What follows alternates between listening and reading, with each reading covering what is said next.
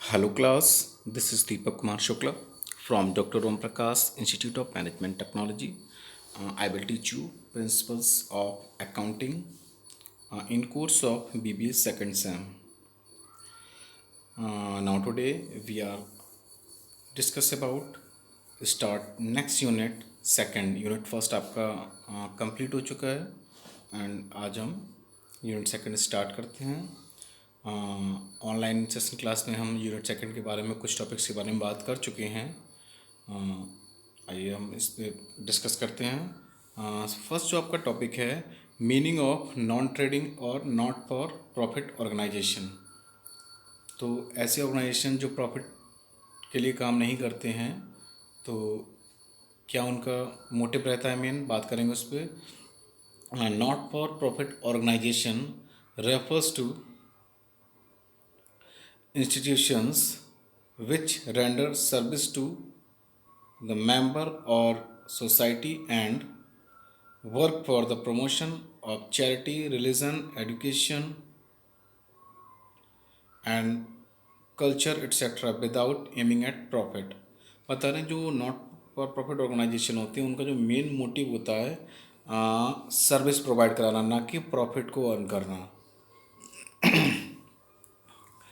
और दूसरा ये जो किस वर्क को प्रमोशन करते हैं, किस वर्क की तरफ ज़्यादा ध्यान देते हैं, जोर देते हैं। चैरिटी ट्रस्ट में जो भी होते हैं, आपका रिलीजन जैसे कि आपका टेंपल हो गया, चर्च हो गया, मस्जिद हो गया, education school, universities, libraries and culture etcetera without aiming at profit. बता रहे बिना किसी प्रॉफिट के उद्देश्य के। तो यहाँ पर एनपीओ का मतलब साफ है कि इनका मेन उद्देश्य प्रॉफिट कमाना नहीं होता, अगर होता भी है तो ना के बराबर जिसमें उनका काम चल जाए।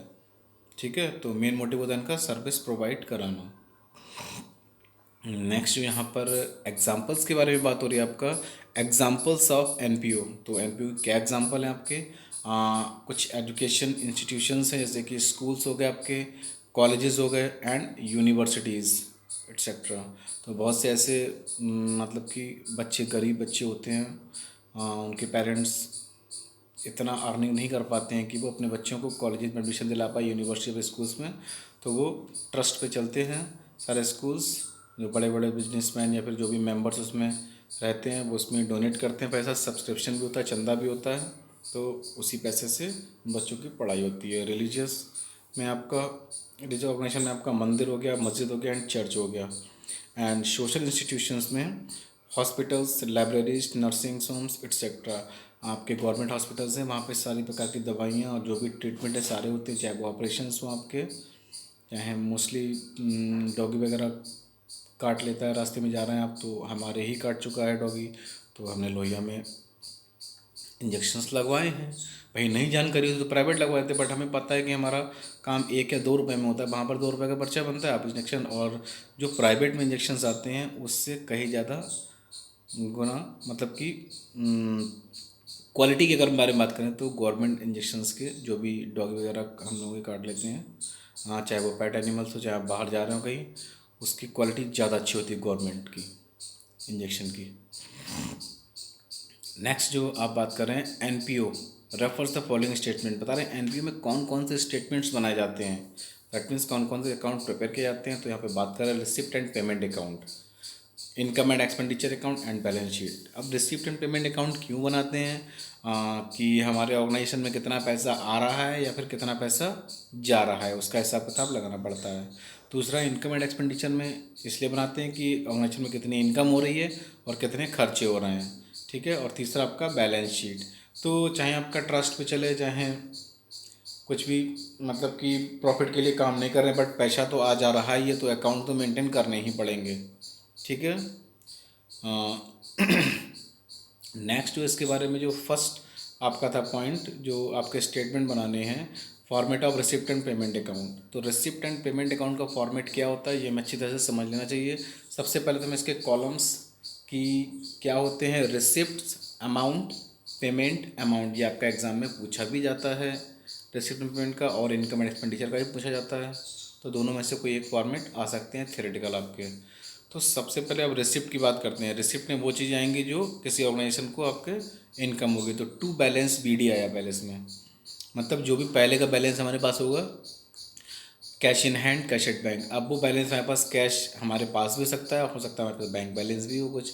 तो दोनों बैलेंस को हम शो करके अंदर डैश दिए हुए अंदर और बाहर अमाउंट इसकी हम प्लस करके डाल देंगे। फिर टू सब्सक्रिप्शंस। सब्सक्रिप्शन मतलब जो भी ऑर्गेनाइजेशन में चंदा लिया जाता है बाहर के लोगों से, ऑर्गेनाइजेशन के बाहर जो भी लोग हैं जो चंदा देना चाहते हैं उनसे चंदा लिया जाता है, और उसी पैसे से बच्चों की जो भी पढ़ाई है या फिर स्पोर्ट्स का है तो उनको मतलब कि स्पोर्ट्स की किट्स वगैरह अवेलेबल कराना, ठीक है, सारी व्यवस्था की जाती है। तो सब्सक्रिप्शन की अमाउंट हम अंदर लेते हैं, इसमें कुछ एडजस्टमेंट होते हैं। फॉर लास्ट ईयर का जो वो आपका लेस हो जाता है और करंट ईयर का आपका ऐड हो जाता है। बट इसमें जो सब्सक्रिप्शन की बात हो रही है यहाँ पर कि चंदा जो हमें सारा दिखाना पड़ता है। कैसे दिखाना पड़ता है भाई, बात करेंगे हम यहाँ पे। मतलब ये है कि आपने लास्ट ईयर चंदा कितना लिया है वो भी आपको शो करना पड़ेगा, करंट ईयर कितना है और नेक्स्ट ईयर के लिए आपकी क्या प्लानिंग है, कितना इकट्ठा करें, तो सारा हमें प्लस करके बाहर दिखाना पड़ेगा। टू डोनेशन, डोनेशन से जो भी पैसा आएगा वो भी यहाँ पे आपका शो किया जाएगा। टू लाइफ मेंबरशिप फीस, इसमें मेंबर्स होते हैं तो उनसे लाइफ मेंबरशिप फ़ीस ली जाती है एक बार, वो वन टाइम लगती है, वो भी इनकम ऑर्गेनाइजेशन की। और टू एंट्रेंस फीस, एंट्रेंस के लिए भी पैसा लगता है इसमें। To sold off newspaper, newspaper अगर सोल्ड किए जाते हैं तो वो उससे भी पैसा आएगा। टू लॉकर रेंट हो गया आपका। टू इंटरेस्ट एंड डिविडेंड हो गया। To sale of office furniture, furniture ऐसा है जो अब यूज़ के लायक नहीं है उसको हमें सेल कर दिया, उससे जो इनकम होगी पैसा आएगा वो रिसिप्ट साइड में आएगा। टू मिसलेनियस रिसिप्ट, कुछ इसके अलावा भी कोई इनकम होगी तो वो भी इधर आएगी। टू बैलेंस CD, मतलब बैलेंसिंग अगर इधर आएगी तो हमें बैलेंस CD करना पड़ेगा। फिर हम पेमेंट साइड की बात करेंगे। पेमेंट में सारे खर्चे आएंगे। बाय बैंक ओवरड्राफ्ट, बैंक को अगर हमें कोई पैसा देना है। By capital payment, capital payment में क्या क्या आएगा आपका, बिल्डिंग परचेज़ कर रहे हैं अगर हम कोई, ठीक है, बुक परचेज़ कर रहे हैं, cost of land purchase, furniture purchased, ठीक है। तो ऐसी चीज़ें जो हम मतलब कि लंबे समय तक जिसका बेनिफिट होता है उसको हम कैपिटल पेमेंट कहते हैं। जैसे बिल्डिंग का भी हमें एक बार परचेज़ कर लेंगे तो हमें लॉन्ग टाइम तक इसका बेनिफिट होगा। बुक परचेज़, बुक्स का भी रहता है ऐसे ही। कॉस्ट ऑफ लैंड, ज़मीन और फर्नीचर परचेज़, तो जिनका बेनिफिट हमें लॉन्ग पीरियड ऑफ टाइम के लिए होता है, हम जो खर्चे करते हैं वो हमारे कैपिटल पेमेंट होते हैं। फिर आपका है बाय पेमेंट फॉर क्रेडिटर्स, कुछ क्रेडिटर्स होते हैं जिनको हम पेमेंट करते हैं। और by revenue payment, revenue payments वो होते हैं जो हमें हर एक दो महीने में मतलब कि होते रहते हैं, जो रिकरिंग एक्सपेंसेस जो बार बार होते हैं। जैसे कि इंश्योरेंस बार बार कराना पड़ता है, रेंट आपको देना पड़ेगा, रिपेयर्स करानी पड़ती है, ठीक है, सैलरीज आपको देनी पड़ती है मंथली, एडवर्टीजमेंट पे भी खर्चा करना पड़ता है, चैरिटी का आपका, म्यूनिसिपल टैक्सेस और मिसलेनियस एक्सपेंडिचर। इसके अलावा भी कोई एक्सपेंसेस हैं और बैलेंसिंग कर देंगे। बैलेंसिंग हमने बताया है कि जिधर का टोटल कम आता है ज़्यादा वाले में से माइनस कर देते हैं और कम जिधर टोटल आ रहा है हमारा उधर हम बैलेंसिंग कर देते हैं, बाय बैलेंस CD लिख देते हैं। तो वो बैलेंस CD आपका टू में भी सकता है और बाई में भी आ सकता है। नेक्स्ट जो है हम बात करेंगे income and expenditure account, format of income. हाँ, तो इनकम एंड एक्सपेंडिचर अकाउंट में आपका कॉलम्स पहले में समझना होगा कि एक्सपेंडिचर अमाउंट, इनकम अमाउंट, ठीक है। तो इनकम एंड एक्सपेंडिचर में जो हमारा फॉर्मेट होगा एक्सपेंडिचर अमाउंट और इनकम अमाउंट। तो हम ये बात करेंगे कि एक्सपेंडिचर मतलब खर्चे, जो भी खर्चे करेंगे। तो एक्सपेंडिचर में हम क्या क्या डालेंगे, क्या क्या हम प्रिपेयर करेंगे, आगे उस पर बात करेंगे हम। टू इंश्योरेंस प्रीमियम,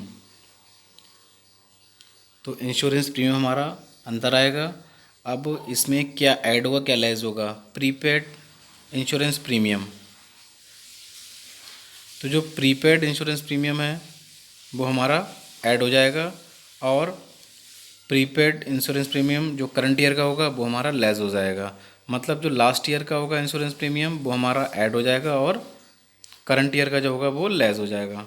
फिर आपका आएगा टू सैलरीज़, ये भी खर्चा है। टू सैलरीज़ में क्या है, ऐड हो जाएगा इसमें outstanding at the end, that means and वाला ऐड हो जाएगा, और लेस आउटस्टैंडिंग लास्ट ईयर का जो आउटस्टैंडिंग होगा वो लेस हो जाएगा। ऐसे ही आपका है ऐड पेड, एडवांस पेड अगर प्रीवियस ईयर का होगा तो वो आपका ऐड हो जाएगा, और करंट ईयर का होगा एडवांस पेड तो वो आपका लेस हो जाएगा।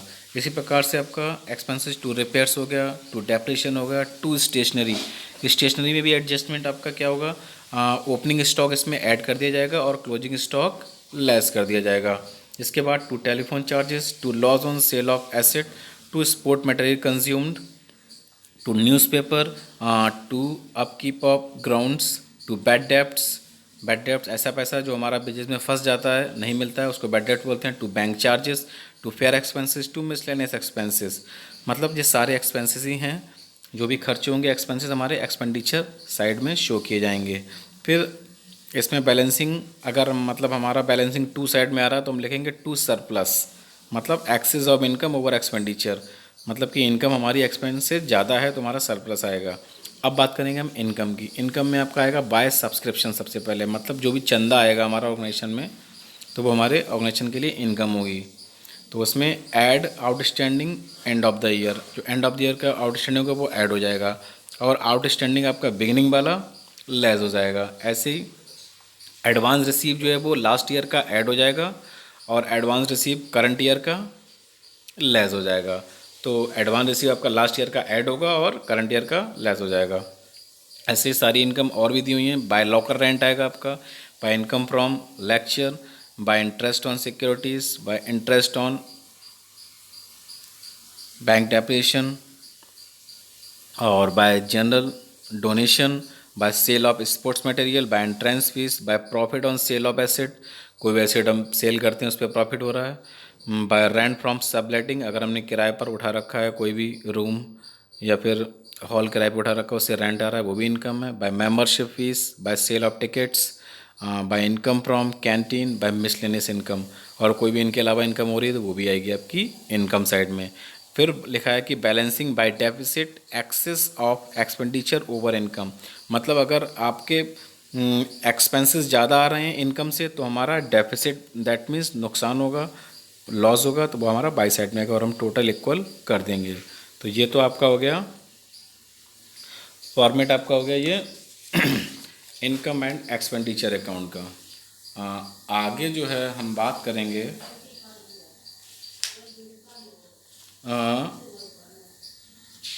आपका छोटा सा न्यूमेरिकल दिया हुआ है, show how would you deal with the following items in case of NPO.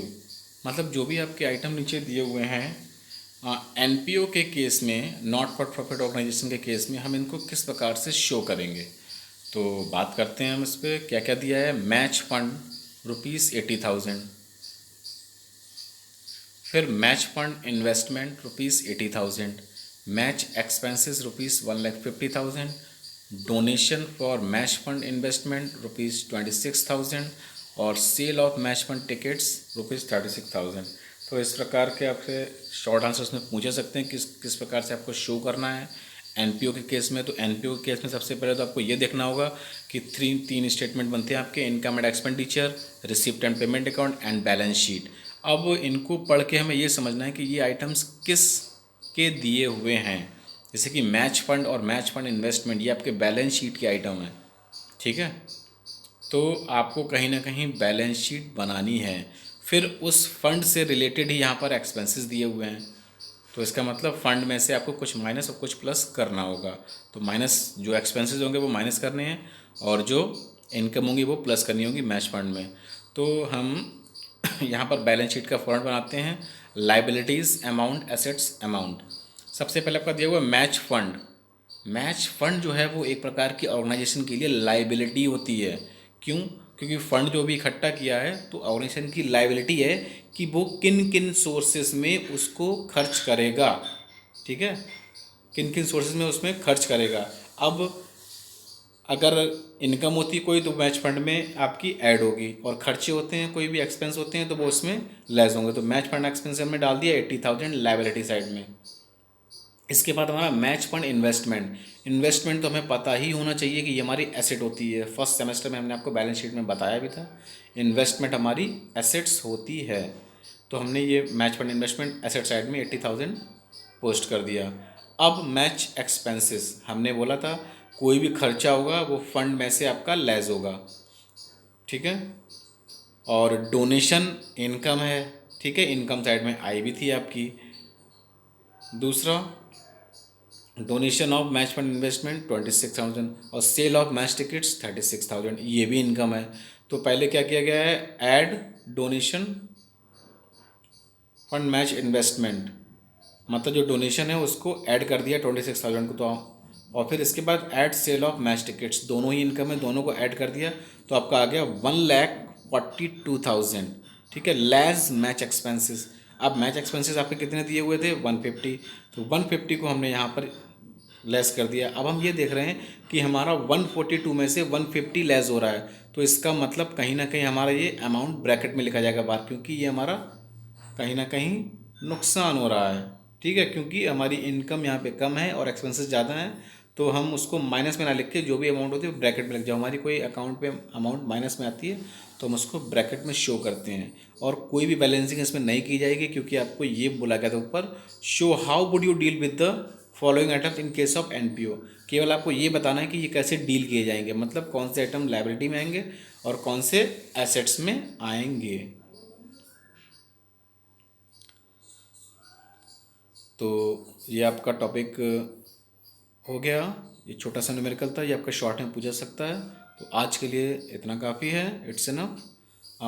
Next topic पे नेक्स्ट क्लास में बात करते हैं यूनिट सेकंड में। Okay, thank you class.